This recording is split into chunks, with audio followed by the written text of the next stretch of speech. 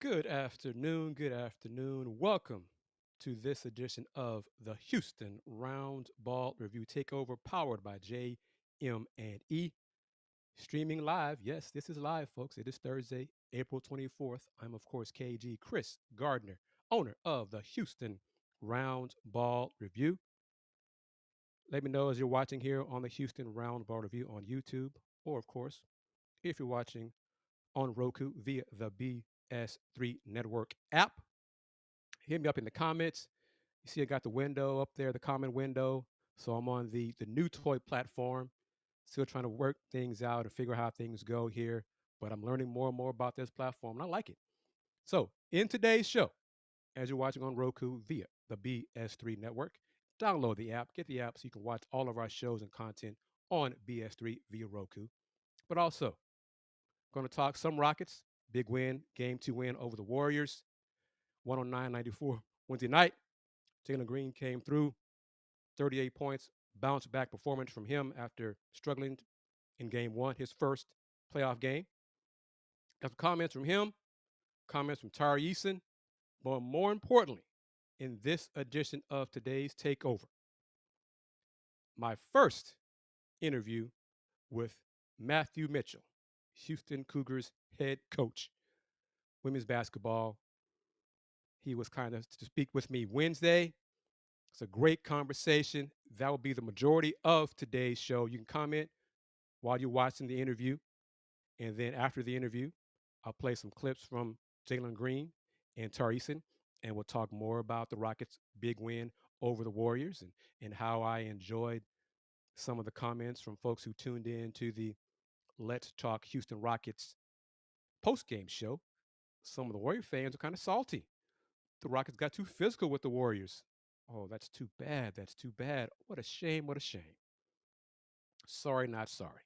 But without further ado, on this edition of the Houston Roundball Review Takeover, powered by JM&E, my interview with Matthew Mitchell, head coach of the Houston Cougars women's basketball program. Here you go. Hello, everyone. This is me, KG Kris Gardner of the Houston Roundball Review, and joining me is for his first of hopefully many of our conversations and chats throughout his Houston Cougars women's basketball career is head coach Matthew Mitchell. Coach, how are you doing? Fantastic, Kris. Thanks so much for having me on, and I'm looking forward to our many conversations and talking about Houston women's basketball. We are so excited to be here, so excited for the opportunity, and we've landed in a very special spot. And let's start from there. I mean, you had the introductory press conference roughly 3 weeks ago. I want to ask you again, why Houston? Oh gosh, it'd be easier to answer why. I would say why not Houston? It's just everything is here, is in place. So I think it starts for me as everything that will happen in our program. I think the most valuable asset is people, and so when you think about the energy around the university, it's such a first-class academic institution. I've been so excited to learn about the quality of the institution. And so we have great leadership here. President Couture has just done an amazing job of elevating the university to new heights, and she continues to do that. And when I first talked to Eddie about his vision for just Houston athletics in general and the people that are here in the athletic department, that got me very excited.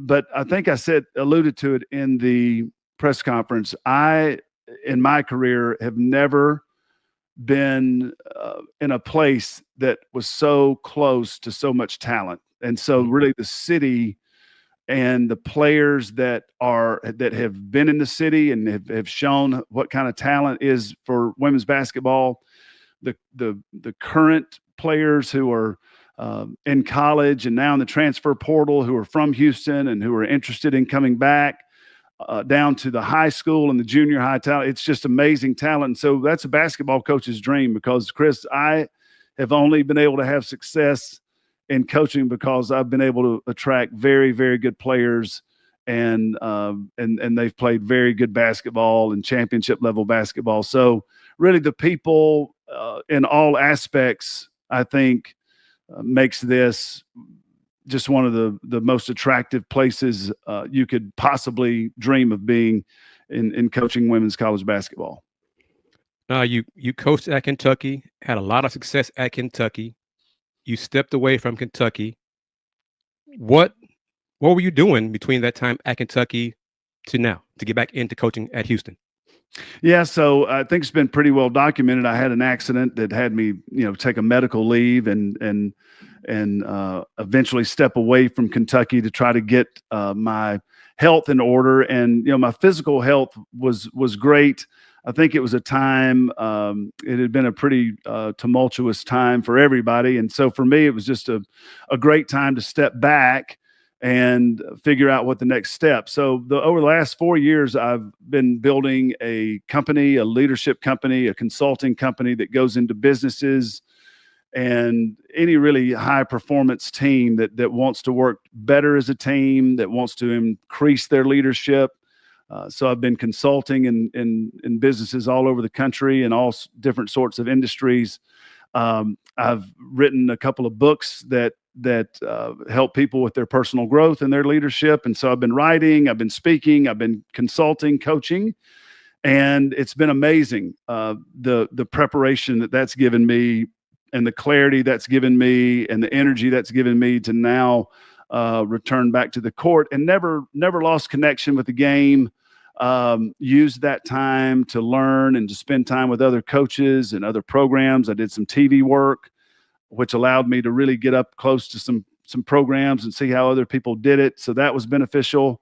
And the final piece, coached my daughters in middle school and just had a blast. And it reaffirmed my passion for teaching and coaching and being on the sidelines and being on the courts and practices. And those 5th, 6th, 7th, 8th graders were a joy to coach and really made sure I stayed connected to the game. So that's what I've been doing these past 4 years. What did you learn, or what did you take from the leadership, all of that? Did you learn something during those 4 years that you did not know that you're going to bring to your coaching at Houston? Well, I built the leadership company off of content that I had created over 15 years as a Division I head coach. When I started out at Morehead State University, that school had won 5 games the season before, and right.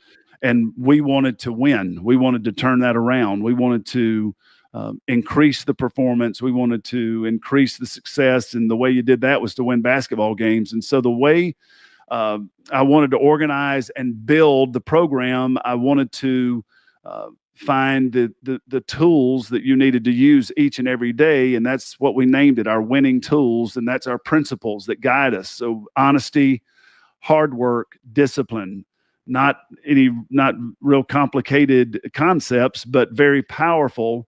And so those 3 things, I eventually built an entire leadership system based on that, called the winning tools. And so just being able to get all of that. So the thing that I always wanted a player to do, I never wanted her to sit through the same meeting twice. I never wanted to teach honesty the same way twice. I wanted to keep them engaged. And so I had all of this content created over 15 years of meetings and pep talks and presentations. And so really what I was able to do is refine the system and really be able to communicate on the front end what we're trying to do from a character standpoint, from a principle-driven standpoint.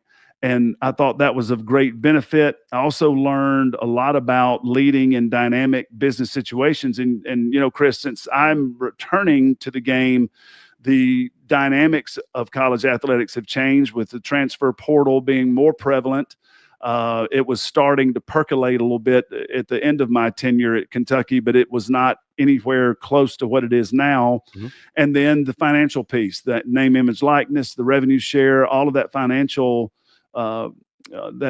dynamic that exists now. I think being in the business world, one, and just understanding that the business world is dealing with talent retention all the time, and learning how to make an experience valuable beyond the paycheck. And so I got to really get into business and teach people some things that I saw that were very effective. Also, the connections I made in business. I think us being in the fourth largest city in the country, in a major media market with so much commerce going on, and the ability to build a program that's attractive and bringing attractive young people, young leaders, players that can help businesses move forward and promote their business. I think I've learned a lot about that. And so I really feel like my 4 years away probably equipped me more than anything else. So I'm excited about what I learned in my time building my business. I'm going to take you back to bring us forward. At the press conference, I walked in with Houston icon, legend Van Chancellor, and you mentioned, well, both of y'all mentioned your relationship with him, but I want to go back just a little bit different. I also know you were on Coach Pat Summitt's staff at Tennessee. Yeah. So talk about what you learned from Coach Summitt first, and then Coach Chancellor. Yes. So because of those two things were connected. Coach Chancellor was coaching Kim Roseman at Ole Miss. Kim Roseman is now the championship-winning head coach at Tennessee Tech and a long-time college basketball coach, very successful. Kim and I went to the same high school. We were 4 years apart, but we were in football country. We were basketball junkies. We loved basketball, so we'd be the only two kids in the gym shooting all the time. And so we stayed connected all of our life. And so she was playing at Ole Miss and started working Coach Summitt's camp in the summer. And so Coach at that time, Coach Summitt had over 1,000 campers. And so she was really trying to get the camp staffed. It had exploded and people were coming from all over the world, all over the country to come to her camp. So Kim had worked it. I had just started out as a high school teacher and coach. She said, "Hey, this is a really cool spot up here with a really great coaching staff and fun people. You should come work this camp, and you can learn a lot, and you can make some money, make a little bit of money and have a good time this summer." So Kim introduced me to Tennessee camp. I started going to Tennessee camp, and I worked for 4 summers, and I just kept getting more responsibility. And so finally, they noticed something in me that they saw some potential, and Coach Summitt and her top assistant, Mickey DeMoss, both Hall of Fame coaches, both legends in the game, hired me as a graduate assistant in the 1999-2000 season. So what I learned among many, many thousands of things that I learned, the biggest thing was she was as busy and there were as many people in search of her time, and there were more demands on her time than, I don't know, any human being on earth, maybe the president of the United States, but she was so busy. But when she hit that floor, when she got into the planning session for practice and she hit the floor for practice, she was so consistent with how she wanted to coach Tennessee Lady Vol basketball. And it was defense, and it was rebounding, and it was toughness. And those 3 things, she was devoted to upholding the standard every single day. And so her consistency, there's so many things that she could do that I never could do or never will accomplish. But that was the one thing I held on to. I said, you know what? I need to develop that in my coaching. I need to know what we're going to be about. I need to be able to identify that. And then I need to show up every single day and be as consistent as possible. And what I learned through that is that consistency will really bolster your dependability, and people will only trust you as much as they can depend on you. And so it's such an important part of being a coach who can be trusted. And there's really nothing, I don't know that there's anything more valuable than if you can build that trust with your players, because then they will trust you to push them beyond that limit that they all think they can't go anymore. And we all have that extra gear, but you have to be able to build tremendous trust with them. And that's what Coach Summitt was able to do. So that's the one thing I've always tried to model after her. And then Coach Chancellor, going back to him, when I decided to enter the coaching profession at a very low level of junior high and high school coaching, Coach Chancellor was from my hometown and a legend in my hometown.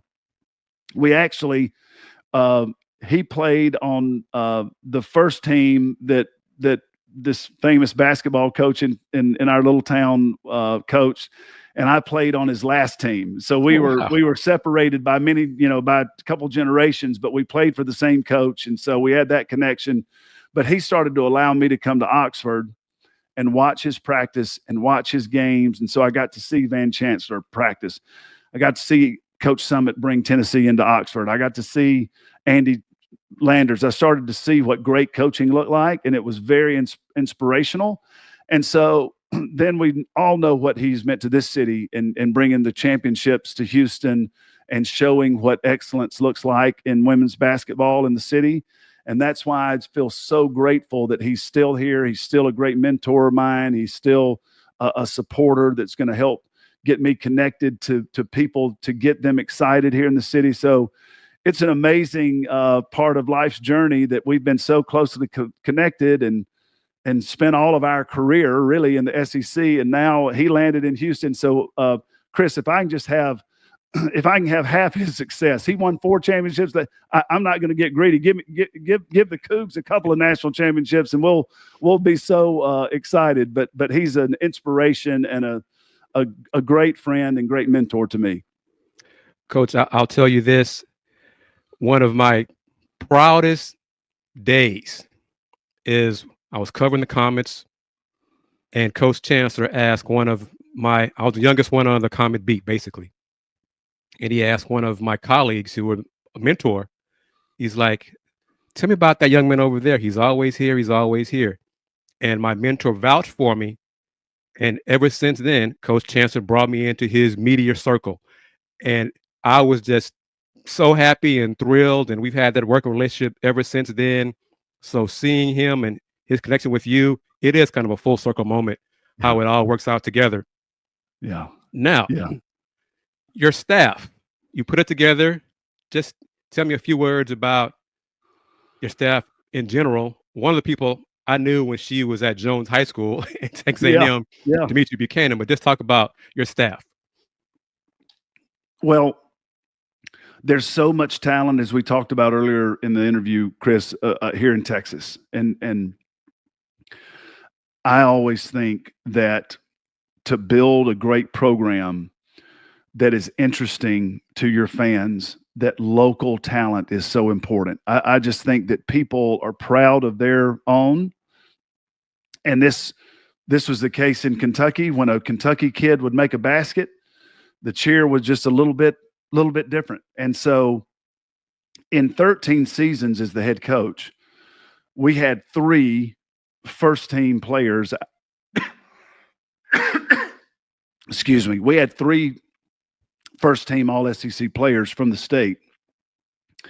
And people were crazy about those players, because they appreciated them being their local kids that they wanted to cheer for. I believe local talent is so important to exciting your fans and building a program that's not only competitively successful, but is interesting and connects to your fan base.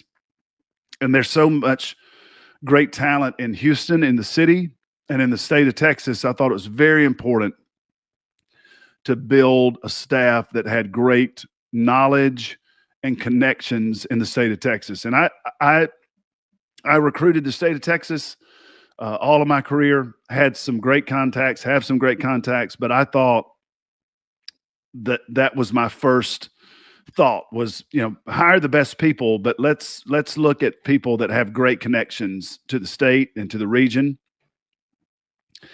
And so we were able to accomplish that with Demetri Buchanan from the city. She's so excited to be back in Houston. She was a great player here in the state at Texas A&M, really helped them build that program, and was so highly regarded by people that I respect. And so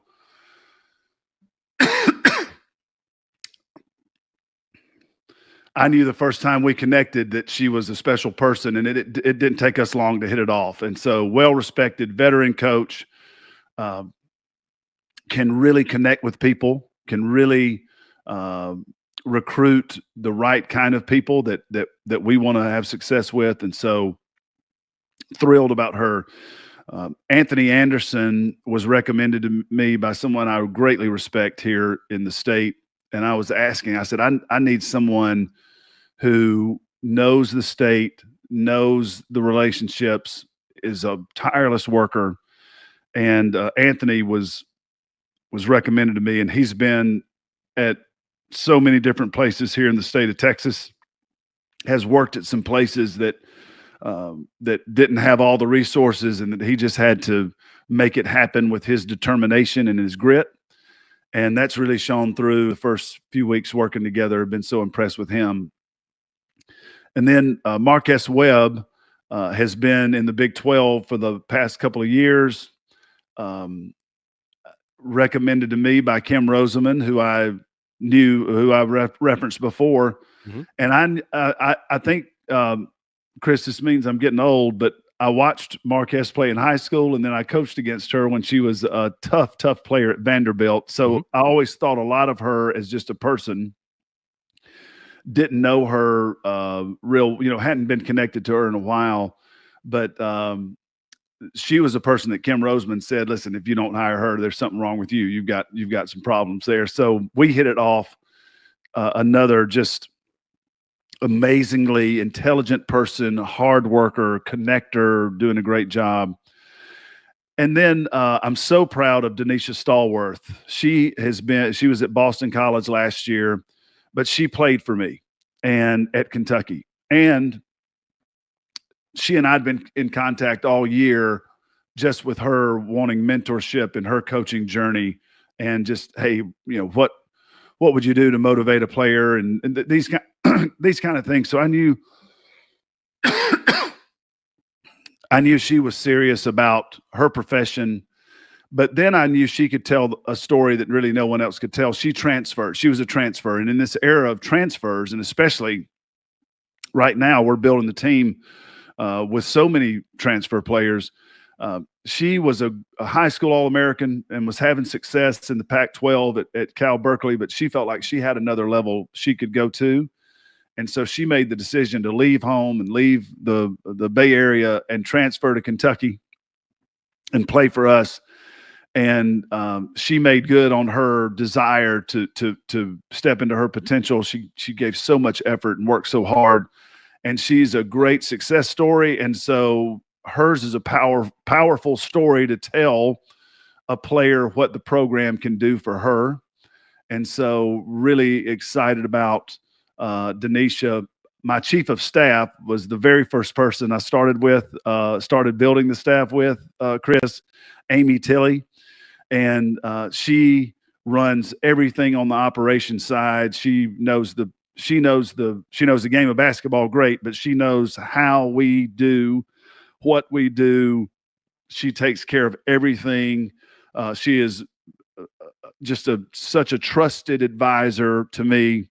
And she started at Kentucky as a recruiting, administrative recruiting assistant, and worked her way all the way up to chief of staff. And so she knows every part of the program, and she has allowed me to focus on the people and get the staff in place and get the recruiting in place. And that's the most vital thing we can do right now. But simultaneously, the program is running and is getting established and running very professionally and efficiently because of her talent and her dedication to what we do. So, and have been so incredibly grateful for the people here at Houston. So all of our support staff has just been so welcoming and so productive and efficient, and has helped us navigate from the student managers that we inherited to everybody in the administration and support staff. So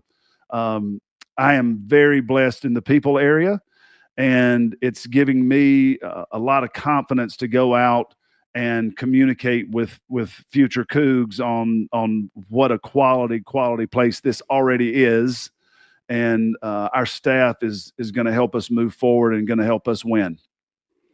One of the things that you mentioned in our media scrum with you after the press conference on the stage was you want to be a builder of relationships and have relationships that are not transactional. Just how important is that to you? Oh, it's very important. It's just one of the things that makes life worth living to me is everybody has a different talent for different things, and mine is coaching, and to me, coaching is transforming atmospheres, environments, opportunities, people's lives, relationships. If I can lift a fan spirit in a quick interaction, but just by genuinely trying to connect and letting a fan know, buying a ticket and their presence and their volume and their voice and when they're cheering us on, it matters. And so being able to express that appreciation and helping transform a fan base and what they mean to what they can get out of it, but also what they're giving to us is we want to give them great entertainment. We want to give them that connection to their school and their city that just gives you a feeling that's hard to put a price on. We want to do that for them. What they do for us is also creating the energy that helps us succeed. And so transactional is not all that interesting to me. You give me something, I give you something in return, and that's it. Building those relationships is just a joy to me. I enjoy it. I enjoy people. I enjoy helping people, and it just makes life worth living. It's what you look back on, and I do such a poor job trying to remember all the records and the accolades and the scores to the games and all that, but I don't ever forget the relationships with the players or the coaches or the administrators or the fans. That's where the value in life is for me. Coach, now we're going to talk briefly about your roster for right now, as of April 23rd/24th. How many players are on the roster for this coming season, and how many spots do you have to fill? So right now we have 8 players on the roster, and that's a combination of returners, of high school signees that have remained committed from the previous staff. Coach Huey signed 2 real quality young women that we're so grateful they're staying and going to attend Houston, and so we're excited about that. So we we're at 8 now, and I would think in the coming days that's going to increase. We're very optimistic about some people who are involved and that we're involved with, and I have been thrilled with the interest in our program. I have been grateful for people who knew me at my previous stop at Kentucky, helping me paint the picture to some of these players that have not known exactly what I did. I've been so grateful for that. And through all of the assistant coaches' effort and all of the time that we've spent communicating the message, I'm just thrilled with what the possibilities are for the roster. And here's what I will tell you, that we are trying to find the right people to establish our culture. And what your culture is who you are and how you act and the results you get day after day after day. And it doesn't mean you win every game, but it means every opportunity you find value in either celebrating a great victory and figuring out the lesson you learned on how you got that, or celebrating some challenge that you faced and the lesson you learned on how to do something different, or how you learned how to solve a problem. That's what we want it to be.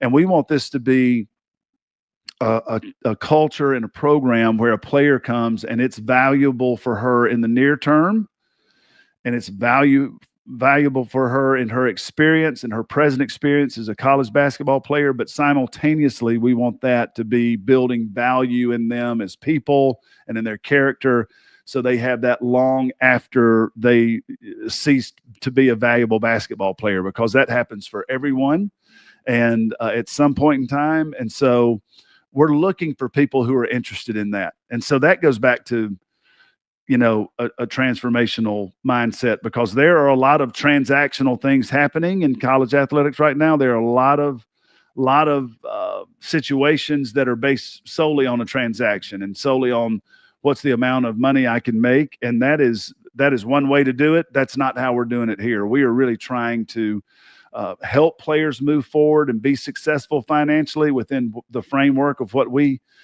have to operate with here at Houston. But so much more important for us to find people who are interested in still learning and growing and earning a championship mindset and a championship modus operandi. Those are the things that are still interesting to us here at Houston. And so I'm very confident that we're going to put together an exciting team that is built on our winning tools. That's going to be honest, and it's going to be hardworking. It's going to be disciplined, and we are looking forward to a very, very competitive team next year. Coach, in this NIL transfer era, you got majority of your players stayed. So what was your message to get them to believe in you, because they didn't know you before, to not go into the portal and decide to return to Houston for another season? Well, we had the benefit of knowing who we are and being able to communicate that clearly on the front end. So I was able to deliver that message just from a baseline. So maybe that was of some interest to some of the people.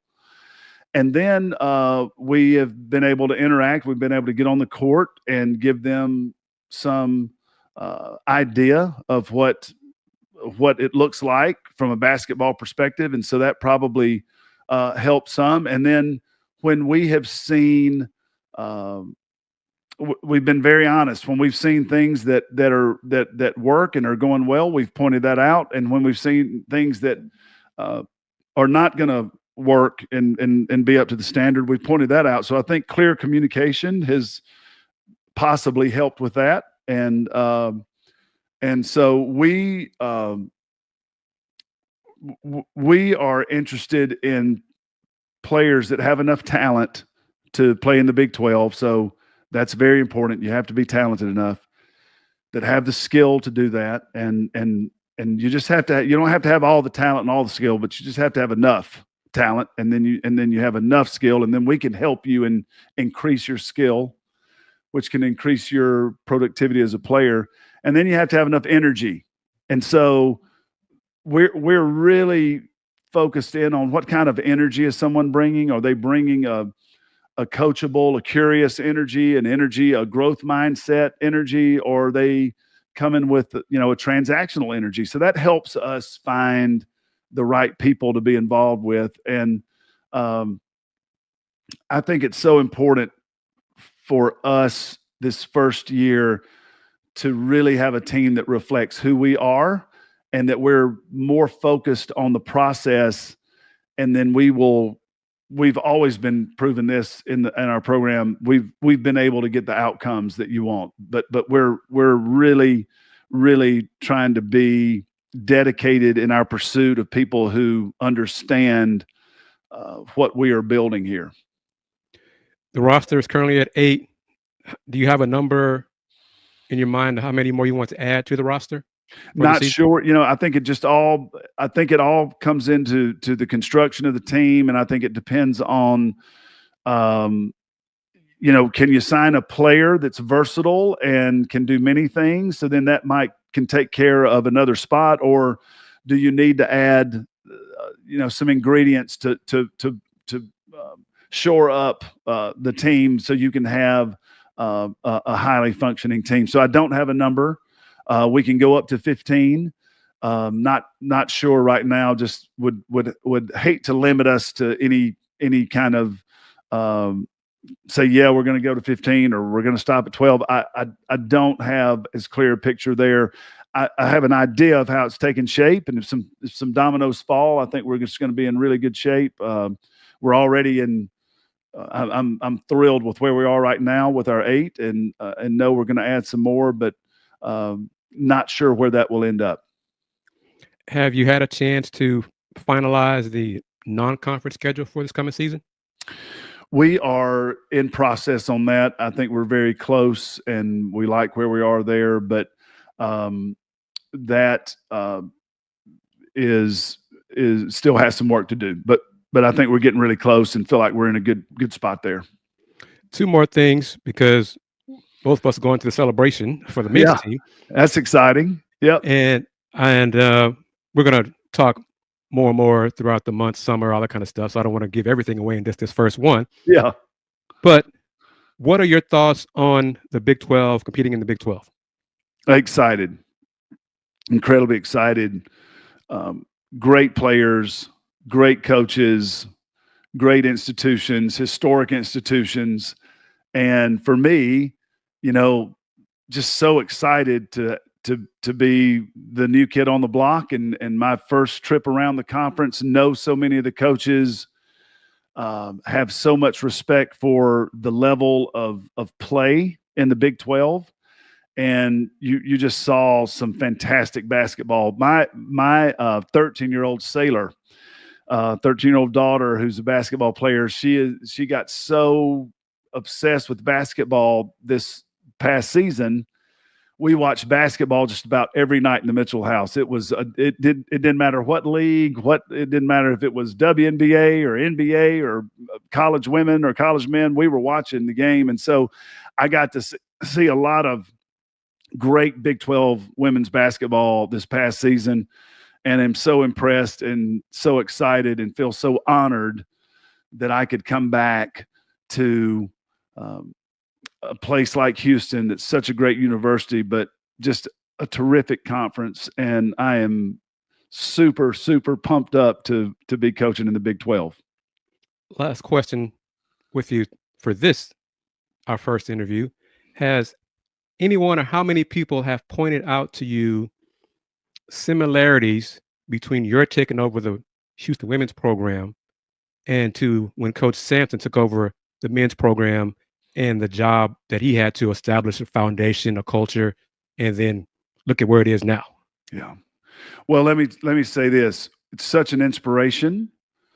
It's such a proof of concept. That it can happen because they were able to do it. And so I wouldn't for one second compare myself to Coach Sampson and his career. He's accomplished so much, but I share so many of his values. I said this in the conference. I have admired him from afar for a very long time as a basketball coach, and now as a leader, as you've seen what he's done. And so we are the beneficiaries of what Coach Sampson's done. We are starting at a much, much more advantageous position because of the success he's had. He tells I read a great story, before the Final Four about him walking into Hofheinz and a rat as big as a cat or dog or something ran across his feet. And I haven't seen any rats, Kris. I'm just telling you, that is not what I'm walking into and what we're walking into. And so we are beneficiaries of his work, his players, his staff, the administration, the donors, everybody coming together and elevating this opportunity. So I am grateful to walk into this opportunity. I think competitively it's very similar. I think the program that we have here has potential, and I think Coach Sampson could see that for the men's side. And we have had success here before.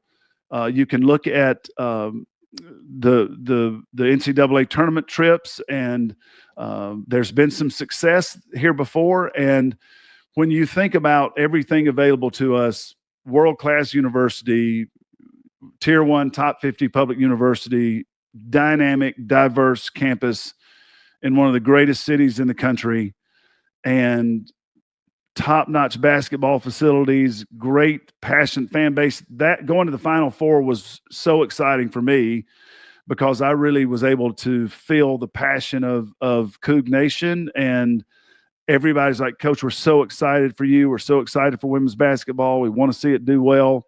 So you add that up, and then the players here in the city and the state, we are in an incredible position of opportunity to build a great program. And so Coach Sampson's program is just tremendous inspiration and of great benefit to us.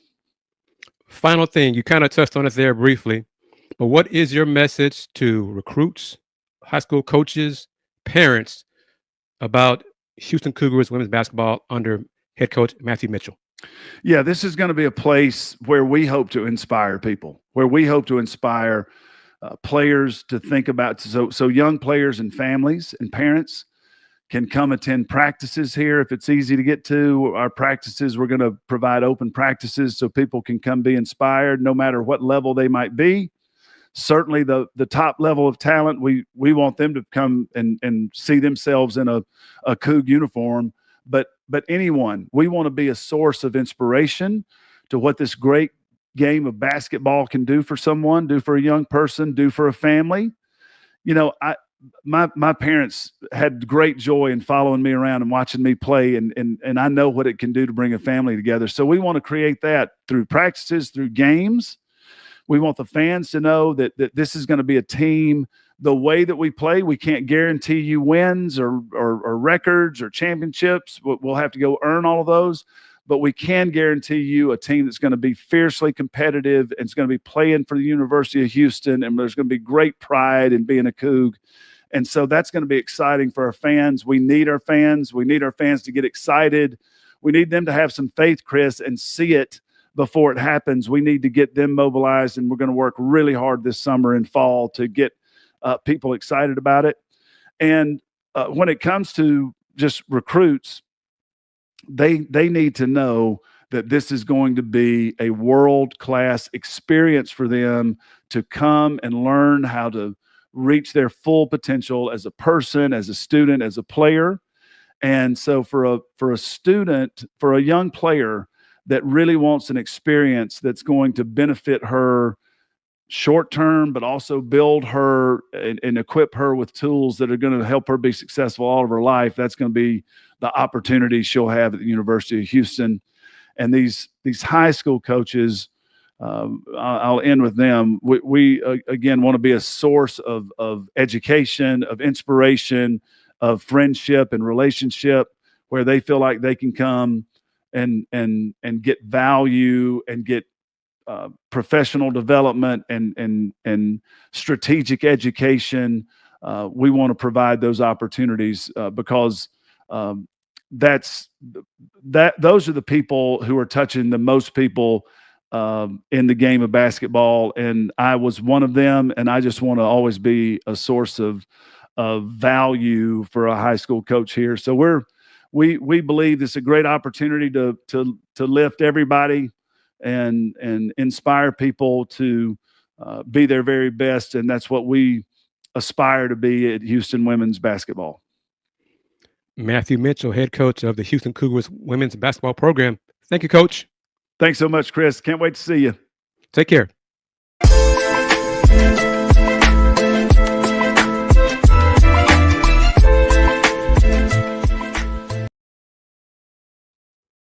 Hope you enjoyed my conversation with Matthew Mitchell, head coach of the new head coach of the Houston Cougars women's basketball program.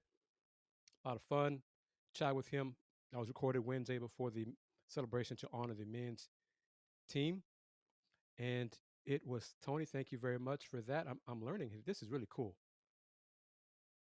Will, thank you for your time, your comment there. I appreciate your question. Tony, you as well. All right. A little bit after the bottom of the hour here on this edition of the Houston Roundball Review Takeover, but you are watching on YouTube via the Houston Roundball Review channel.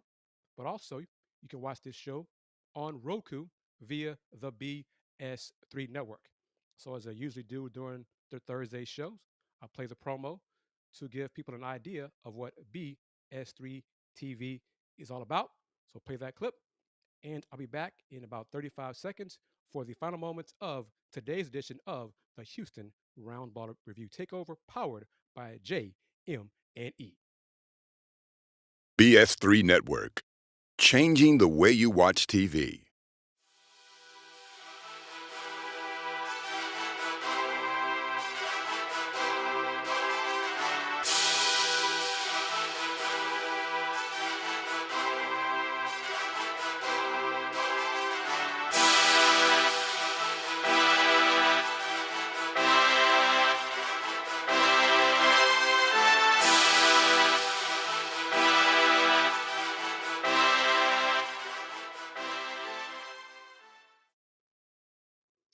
Welcome back to today's edition of the Houston Roundball Review Takeover of the Lunch Break.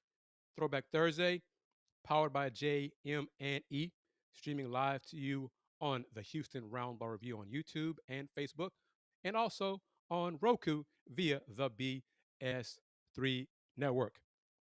Final minutes of today's show, going to talk Rockets. So give me your comments. If you're not able to stay up and join the discussion with KG After Dark, Me After Dark on the Let's Talk Houston Rockets post-game show. Give me your thoughts on the Rockets' 109-94 Game 2 win over the Warriors. Jalen Green bounced back, 38 points in Game 2. He was efficient, made 8 threes. After the game, Jalen was very honest with his lack of production in Game 1. Let's just a few of his comments, post-game comments after Game 2 and his 38 points. Super special. I'm happy I was able to, show up with him this game. First game jitters was a little over my head, but I'm glad we got the win. The job not done yet, so we gotta go to the Bay and handle business. It was more so mindset. But yeah, that first game, the lights were bright, the crowd was here, the court looked huge, so. Yeah, I couldn't really get a chance to, settle in. My legs was a little shaky, but that's part of it. Went through it, and I feel like I did a good job answering back. I'll say he did a good job answering back. 38 points, 13 for 25 overall from the floor, 8 for 18 from 3. Good defense on Steph Curry. He dove on the floor a couple times, chasing after loose balls. He forced 2 jump balls with Steph Curry. Jalen was much more aggressive defensively, locked in defensively. He looked like a Houston Cougar player for Coach Sampson when he dove on the floor after chasing some of those basketballs. Positive sign there. And Tony says this. Got that grit. You see it in the comments. I like this. I like this. I might start doing this more and more. Who knows? But Tony, appreciate you chiming in your conversation, your thoughts. Mr. Will, thank you as well. D Skills. Now, some comments from some post-game comments from Mr. Tari Eason. Tari scored 14 points off the bench, made 2 threes, was efficient scoring, only had 1 turnover. But Tari's comments go more to the Warriors and what the Warriors try to do to their opponent. Check it out. I'd say my emotions just got the best of me. That's really all it was. In between the lines, you got to know you got to keep it basketball, and that's really all it is. And I'm going to just be better for my team moving forward and controlling my emotions. I know that, with them, some of the guys they have over there, their thing is to kind of try to, beat you mentally. And, if you know basketball is 90% mental. So I just got to, stay even keel. And, yeah. Now, Tari was, of course, referencing the technical foul he got for tossing his towel back at Golden State's Pat Spencer, all because of a dust up that was started by Mr. Dustup, Mr. Initiator, Mr. Antics, Draymond Green. Draymond was talking with Fred VanVleet after a timeout. Neither one of them had headed to their respective bench. So they're talking about things and discussing life and politics and all those things, of course. The longer they talked, the teammates got involved. More trash talk was exchanged. Then Tari tossed his towel at Pat Spencer, and he got a tech. And then a few minutes later, Pat Spencer bumped Amin Thompson into the cameras on the baseline by the Warriors bench. Then Amin and Pat Spencer received double techs because Amin did not like that. But I agree with this from Tony as well. The Rockets have come a long way from Coach Silas. They're getting tougher physically. They're also learning the importance of the mental aspect of the game. Joseph, I saw your comment. I commented on it. Game 3 is Saturday on the road, 7:30 p.m. Central Time. Game will be on ABC. Which Rockets team will we see? Will it be the Game 1 Rockets, where Fred and Jalen struggle to make shots?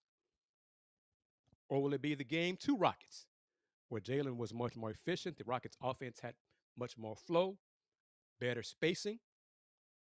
Will Jimmy Butler be healthy enough to play after the awful fall to the crash to the floor he took after Amin Thompson accidentally, it was not intentional, accidentally undercut Jimmy, and Jimmy crashed to the court and landed on his pelvic, his butt, tailbone, and the Warriors announced it as a contusion. We'll see how serious that is. If the injury will keep Jimmy out from Game 3 or out longer, or Jimmy will be cleared medically from the staff, and he'll play in Game 3. Starting with Game 3, the rest of the first round series with the Rockets and the Warriors is every other day. So if Jimmy is banged up, if you got some nagging injuries, you don't have a lot of time between games now. So the more minutes you play, it's going to pile up. It's going to add up. It's going to be more difficult.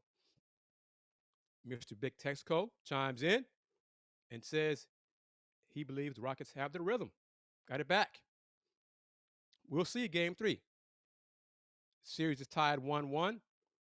I'm kind of curious to see how the young Rockets, the inexperienced playoff-wise Rockets are, how they'll handle success. You know, one thing, I've said on the postgame show on Let's Talk Houston Rockets. Look at the Warriors. Look who they are. First 2 games, 95 points in a 10-point win, 94 points in a 15-point loss. So it's not like the Warriors' offense is giving the Rockets problems.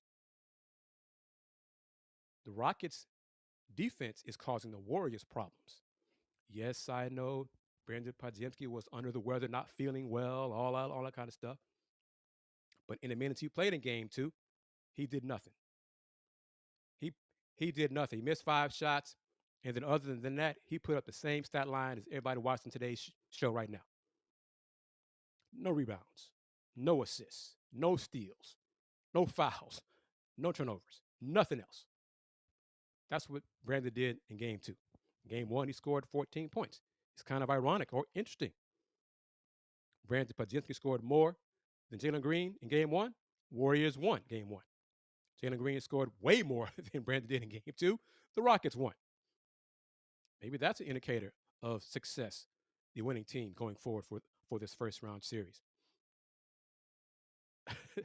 Tony with this one. Golden State fans not used to losing, waiting for Harden to show up and jack up 33s. Well, that's not happening.